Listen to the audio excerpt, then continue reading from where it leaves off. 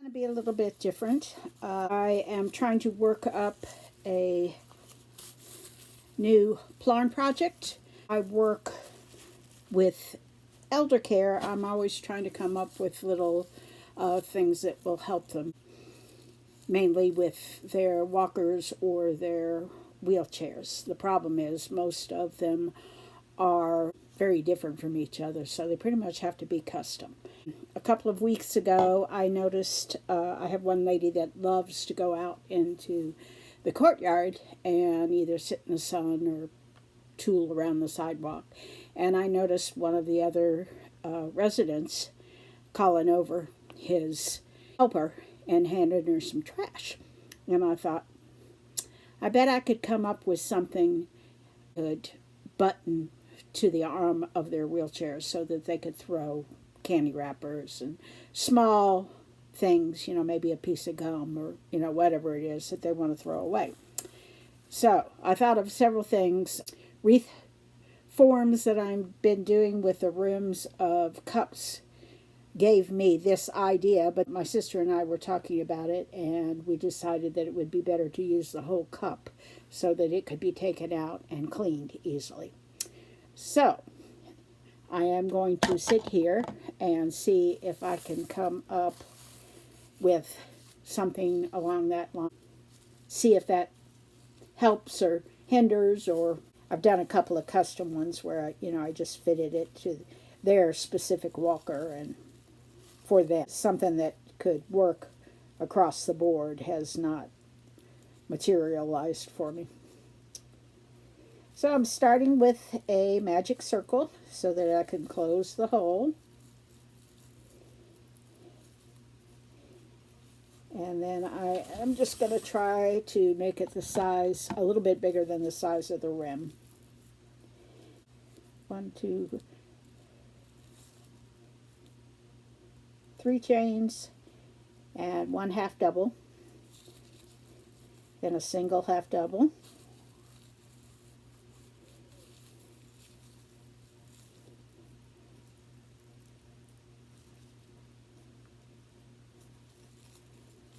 two half doubles in the next hole, and this is just a standard increasing pattern for a magic circle. A single, come on,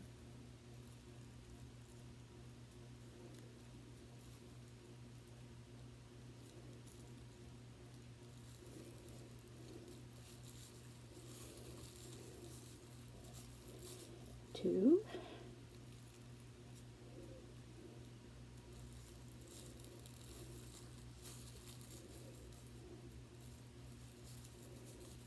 oh, had a double, need a half double, which is weird because I usually stitch with half doubles. So usually when I need a double, I'm trying to do half doubles, or when I need a single, I'm trying to do half doubles.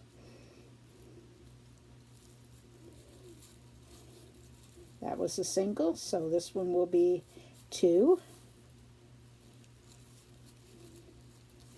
And I won't have to increase much with this. I think it's maybe a 3-inch opening on the cup. It's just a matter of how deep I make it. Do another single half double, 2 half doubles,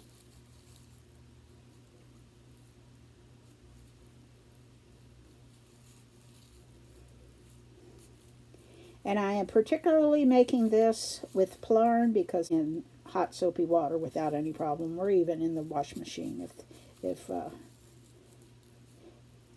hot water doesn't or the wash machine doesn't affect the stability of the plastic. It might take the color out, but that shouldn't be an issue. It's a lot more flexible as far as washing than yarn versions, and will stay, if they just get something sticky on it or whatever, it can just be wiped off. It doesn't have to be. Okay, this round we will do the chain stitch to start, and a single half double, and this time we do 2 singles in a row, 1 half double, another half double in the next hole, then 2 in the same hole,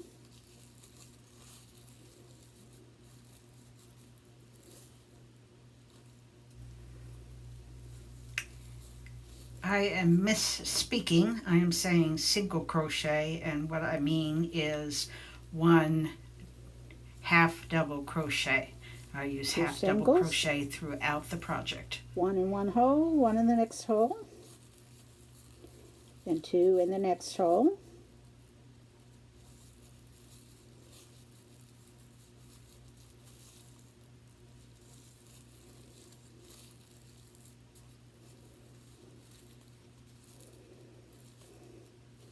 single crochet in one hole, another single crochet in the next,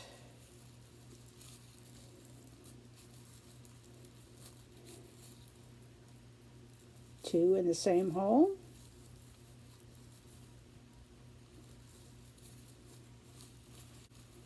one single crochet in the next hole, and we will finish off that round with 2 single crochets in the same hole,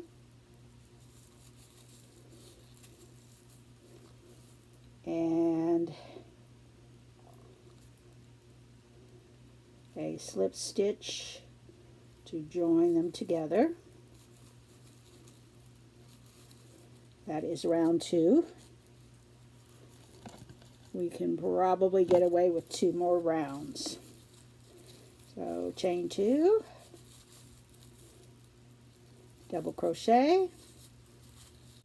Okay, we got 2 stitches in that one, so the next will be a single in one hole, a single in the next, not a single half double, and a single half double in the third. And we're back to 2.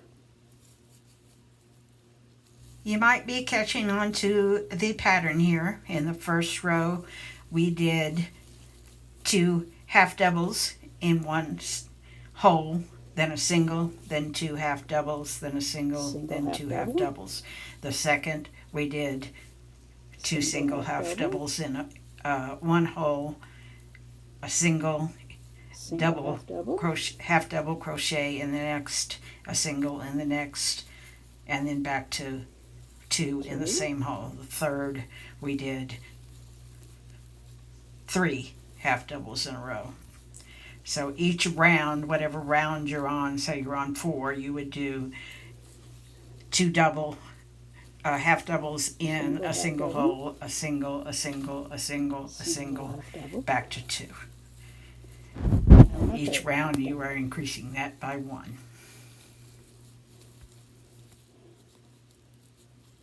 And sometimes I just kind of manually stretch it out, and that works if it's not too tight. And 3 single half doubles.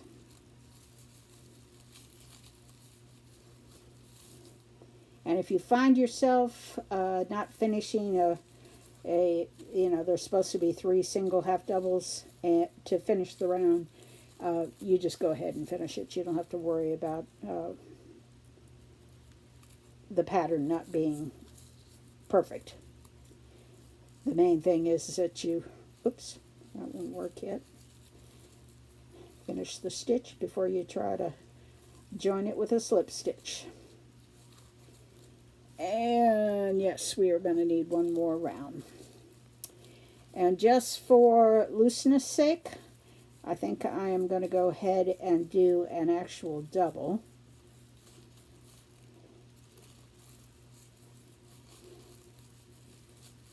Just to give it a little bit more. This is the 4th round, so you're going to do 4 double stitches in a row. on.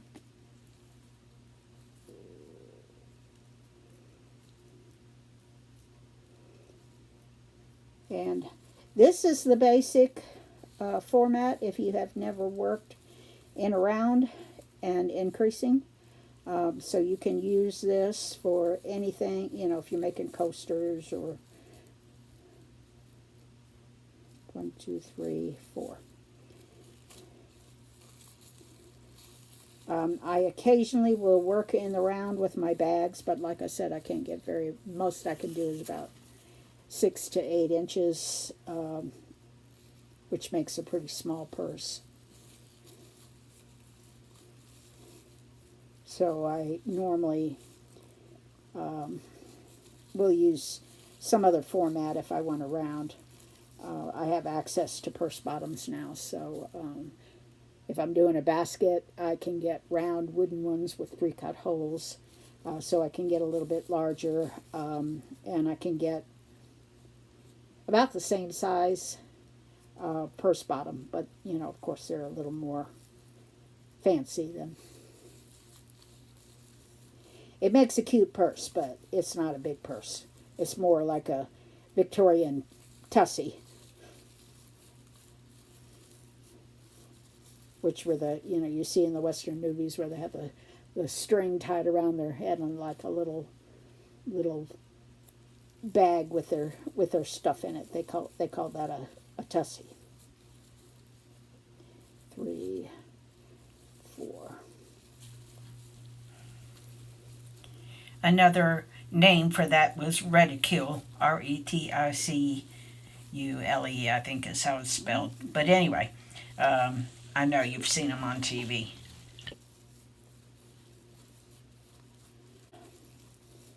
The main thing I'm going to have to think about, I want to do a button closure with a couple of sizes so that it's a little bit adjustable if they need to make it tighter or they have a wider space that they have to get around. So I'm going to have to think a little bit on how to attach that so that it is usable. 1, 2, 3, 2. 1, 2, 3, 4. Gotta stop talking so much. I'm losing track of where I am. I'm supposed to be doing 2 doubles in that hole. I tend to get yucky when I'm on camera. And then I have to edit out all the ums, edit out all the you knows, etceteras, things like that.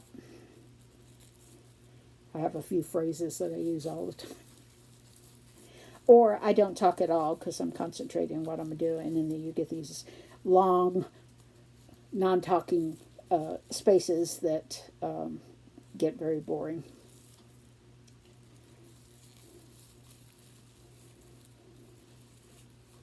One, 2, 3, 4.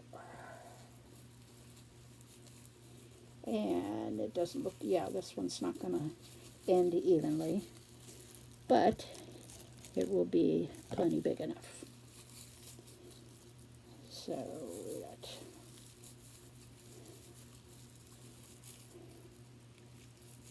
2 doubles in the same hole.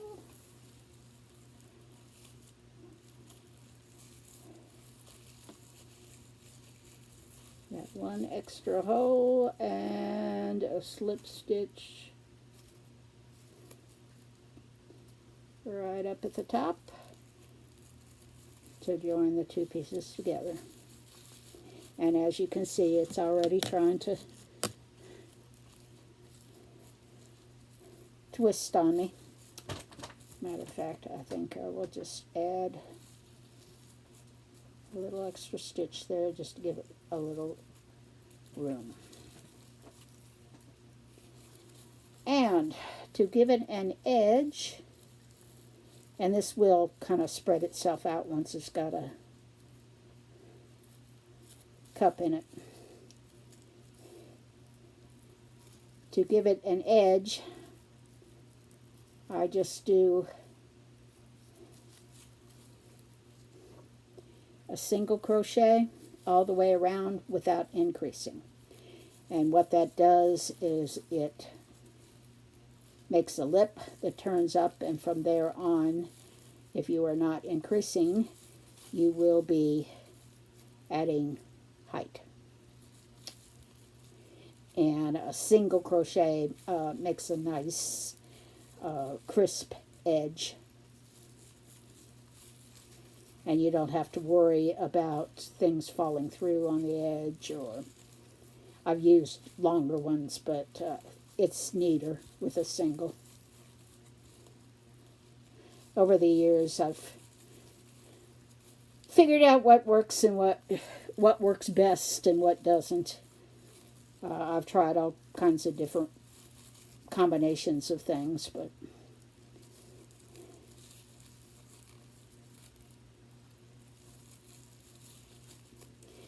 and if this works out, it will be a quick little, I could probably make it in,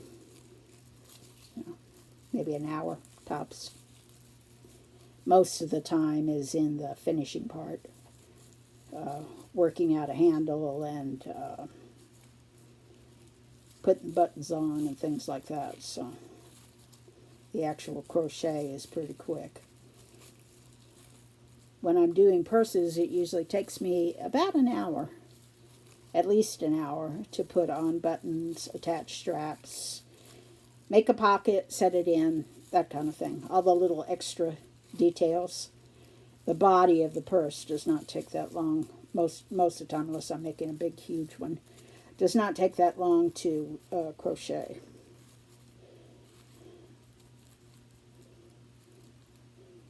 Takes me a little bit longer if I'm using a purse bottom, but they look really nice. Mostly because you have to use a smaller needle to get that first row started, and it's kind of awkward. Takes longer to get the first row set in than anything else, probably. But they are, like I said, they are very attractive. So, and they've been popular. Have to charge a little bit more for them because I have to buy them. It's not something I can generally find at a thrift store, or sometimes I can find handles, sometimes I can find other things. Yep, that's just about right. That lip will tuck in there. It's not going to fall out, and it's not going to shift around in there, so that will work. When I make my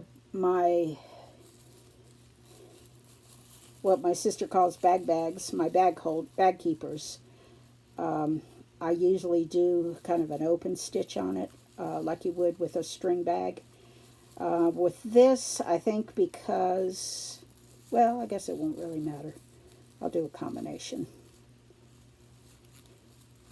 I started out thinking I was just going to make it a loose bag and use the rim, but by taking the bag out, I don't think it'll matter whether it's open or. So I'll do a little lip or a little solid edge so that things won't fall off the bottom, and then I'll do some open for visual interest.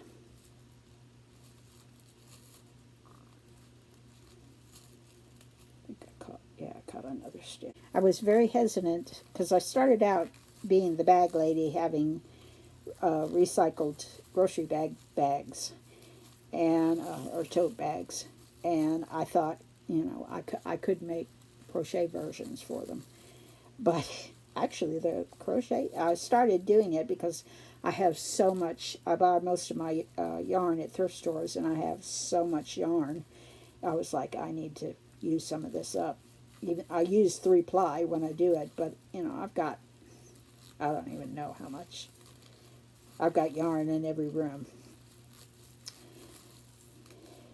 And, very tentatively made a few. I've always used yarn to get solid colors and stripes in it. Sorry, I'm sweating a little bit. Stripes and color variations and stuff, but making all yarn purses, I was a little hesitant. And so I kind of snuck them in, but they sell pretty well. And actually, the thing that's been selling the best, tween girls, and sometimes a little bit younger, always want a bag. And Mom always says no, because they're a little pricey. They're $35.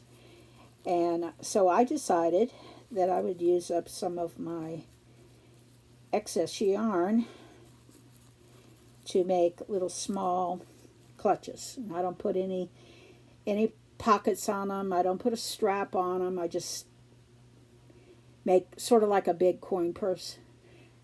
Make a little small purse, maybe 6 inches and that tall, with a flap usually and an interesting button. And because I only put, I don't put much into them.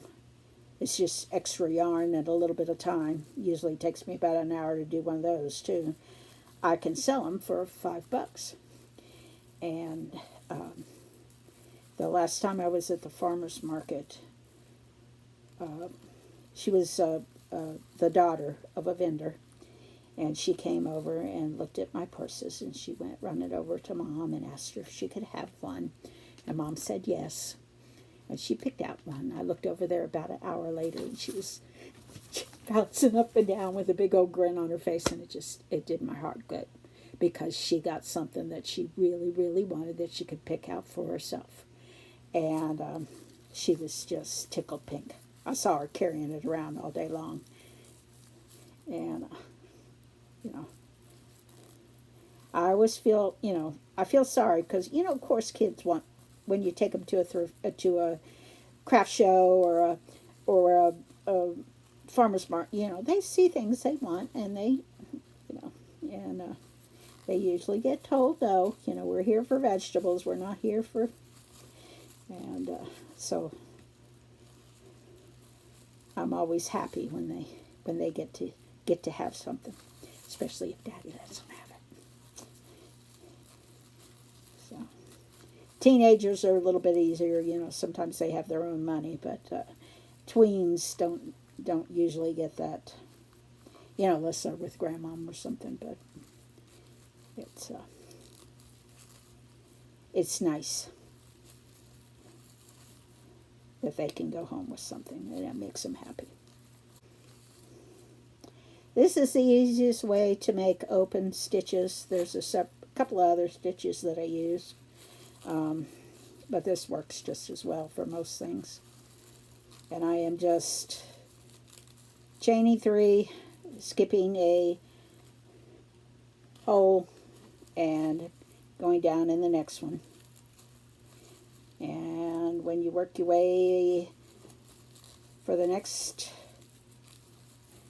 row, you just go into that. Well, I have 2.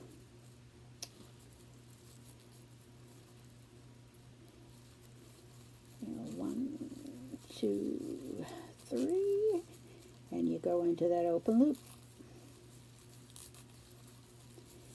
1, 2, 3, open loop. When I went consistently, I probably made $200 or $300 a month, tops, like $1,000 in a season, which is nothing to sneeze at. It was extra money for me, but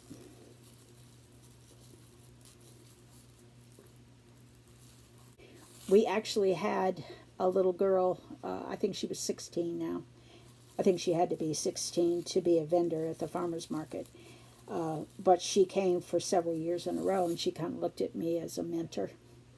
Her mom would let her get on my pages and get tips. And then she never came and worked with me, but she'd come and ask me questions and, you know, show me things that she had made. And so now, this summer, she was selling Anna McGrory crocheted animals. And I said, well, you're a better crocheter than I am. You know, you do a lot fancier crochet and actually follow a pattern than I do, because I'm a organic crocheter. I don't follow a pattern. I just eyeball it and come up with something for the most part. Sometimes I'll look up a stitch that I see somewhere and figure out how to work it, that kind of thing. But I don't use a pattern for my bags.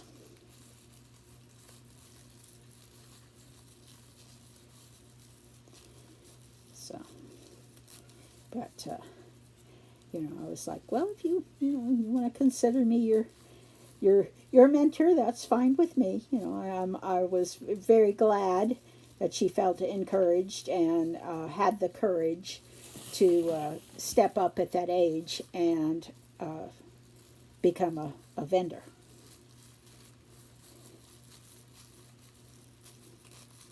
You know, I've met 25-year-olds that were hesitant to do it because they were worried about speaking in public and, you know, that kind of thing. And you know, yeah, that took a good little bit of courage. She said she wanted to do it when she was 14, and Mom wouldn't let her do it. She would have had to have parental supervision at the booth to be able to do it that young. So that might have been the problem. I don't know. But anyway, I think she is well on her way to being a professional, or, you know, a maker. On a regular basis. You know, maybe not consistently, but you know, as a side gig, and that made me happy. You know, life gets in the way of crafting a little bit as you get into college, or become a parent, but you know, if you become a crafter when you are younger, you go back to it. You know, you don't lose that enthusiasm for it. And it's something that gives you a lot of joy in a lifetime, and a lot of one of these days I'm going to do a video about crafting as mindfulness.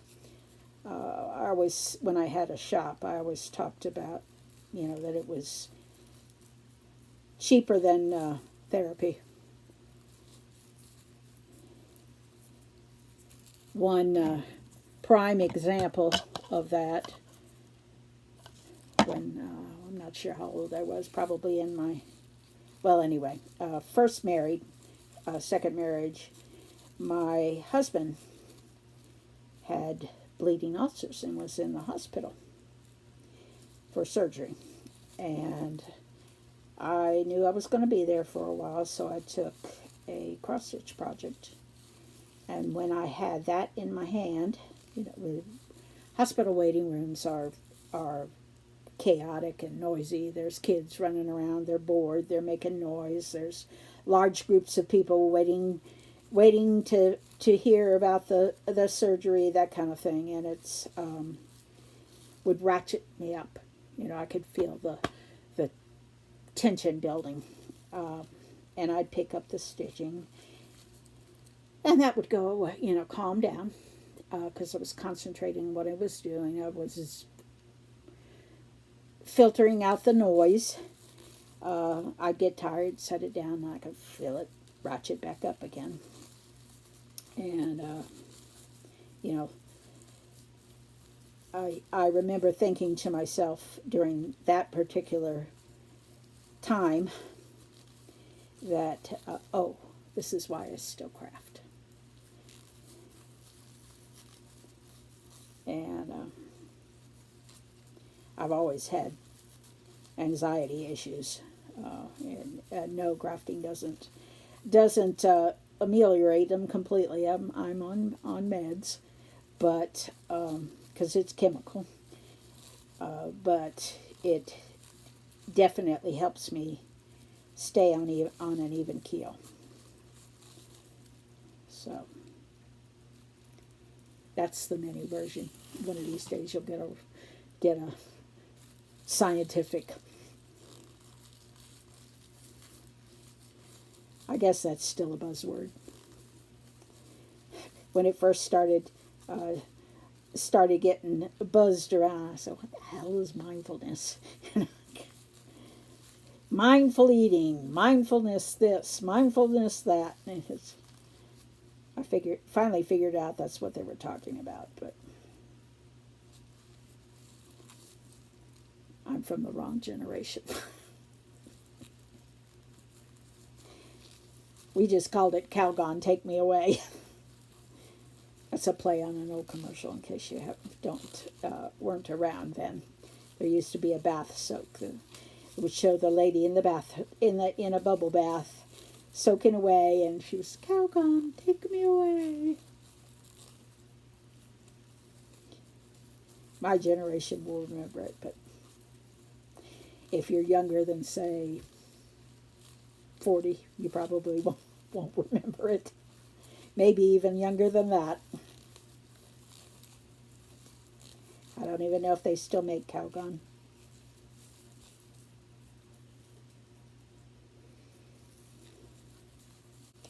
I have switched back to a solid stitch because I want to bring this circle in a little bit, tighten it up a little bit, and make a rim.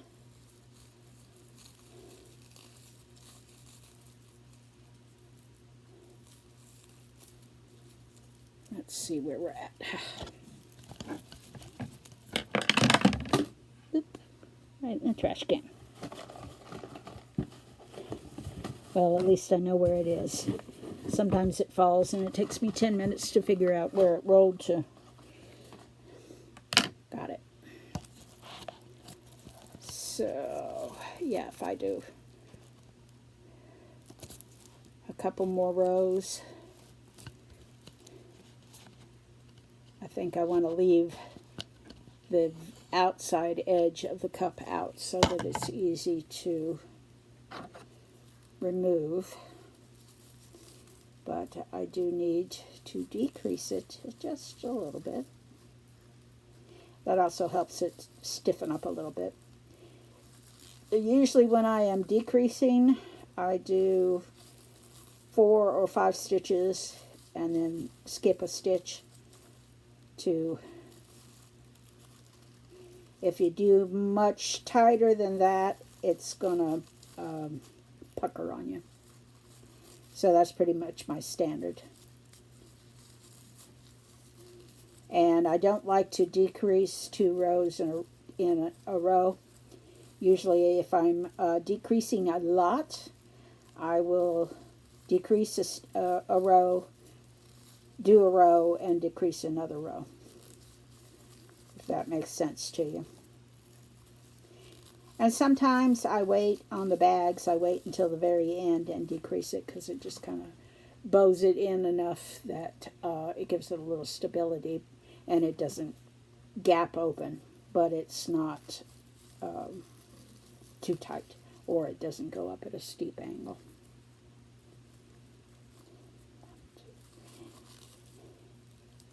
We'll probably talk about that more when I've done bits and pieces of all the bag. I've done the butt, I've done how to do the sides, how to put the handles on, that kind of thing.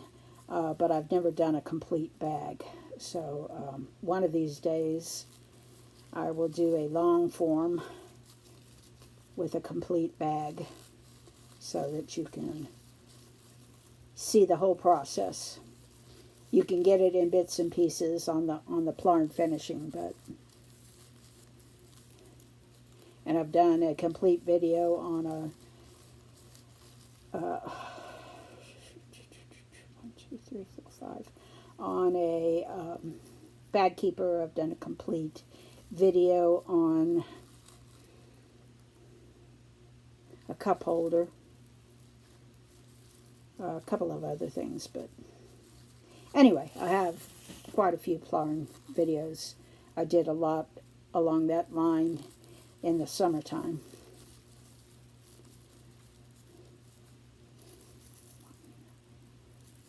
Two.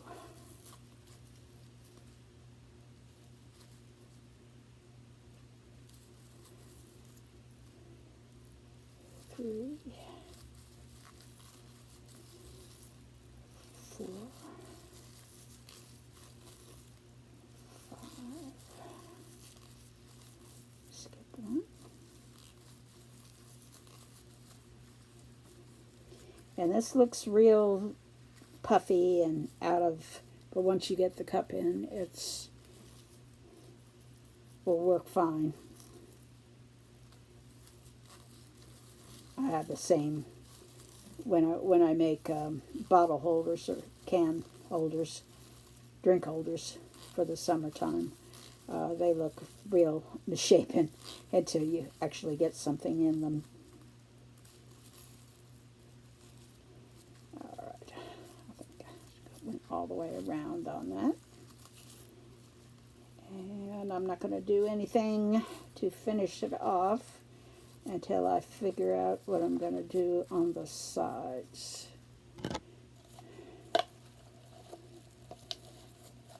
Nope, I think I need one more.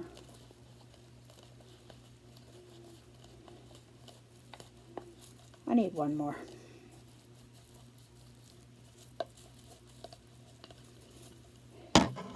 It might go over a little bit, but it's going to be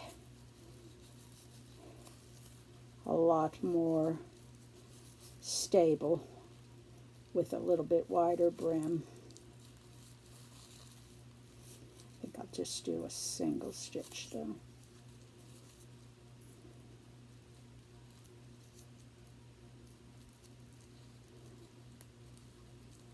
Come on. The reason that's not tightening up is because it ended on a section where two loops were joined together, so it's not smoothly negotiating the stitch. Well, I'm doing a half double, so I'll keep with that.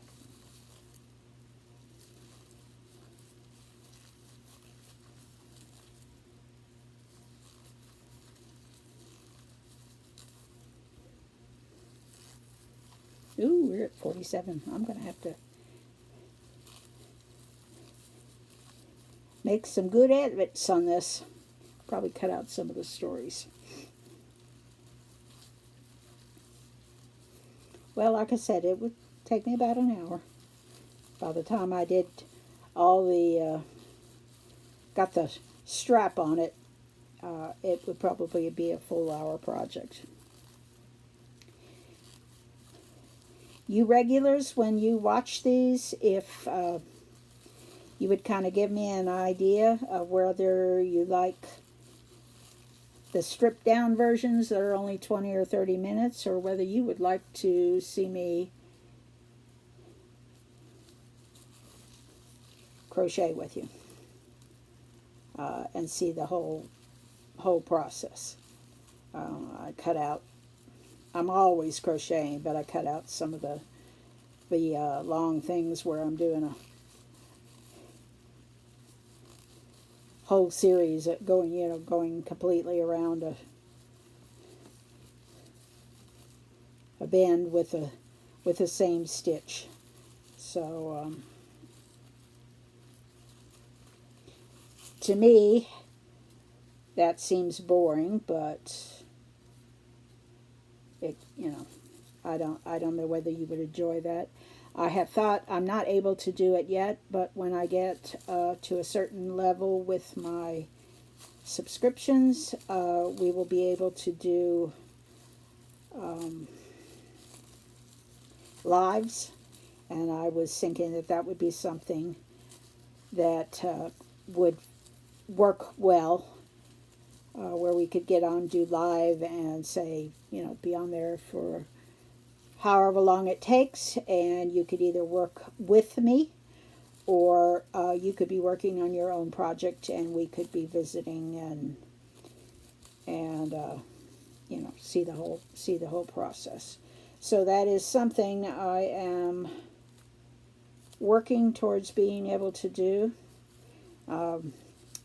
YouTube is changing up the rules on that, but I'm not quite there yet. I'm still a very small channel, so there's a lot of things that, they consider less than 500 a small channel, so there's a lot of things that I can't do yet that I would like to do. I can't have private memberships yet. I can't do lives yet. All those things that would help us grow, but they don't make them available until you prove that you're going to stick around. Some people do 20 or 30 videos and have 10 subscribers, and that's all they ever do. So I guess they don't want their channel or their platform cluttered up with a whole bunch of people that aren't really serious about being a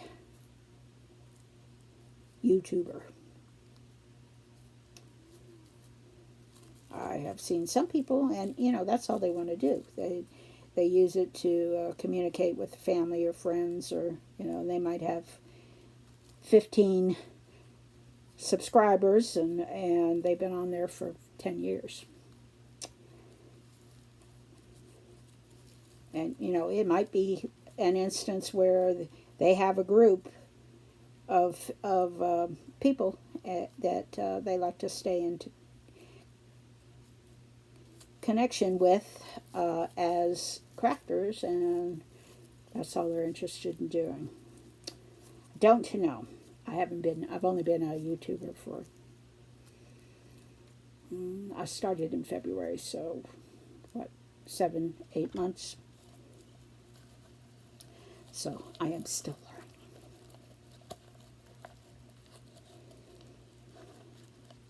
So I'm learning most of the technical things that I'm not very good at it yet, but I'm fairly proficient with editing, and I'm still working on, I know how to make a thumbnail, but whether it's a optimized thumbnail and that kind of thing, I'm still working on that kind of stuff. But as far as uploading a video, and I'm pretty proficient at that. So, but there's a lot of other things that, as far as building a community and figuring out what you guys want and that kind of thing, I've got a ways to go. Okay, I think that will work. It looks a little cumbersome, but like I said, it's going to be buttoned to a wheelchair. So I think what I am going to do is maybe make a strap from here to here, attach it on one side, and then so that it could be tied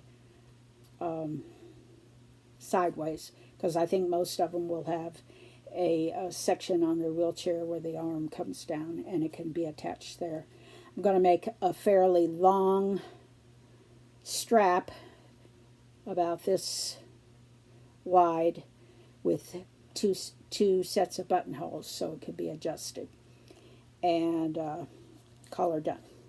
And then I will take it with me Saturday and try it out on my lady, and maybe talk to the aides or the nurse and see what they think about it, whether they can think of something that would make it more useful, and I will give you an update.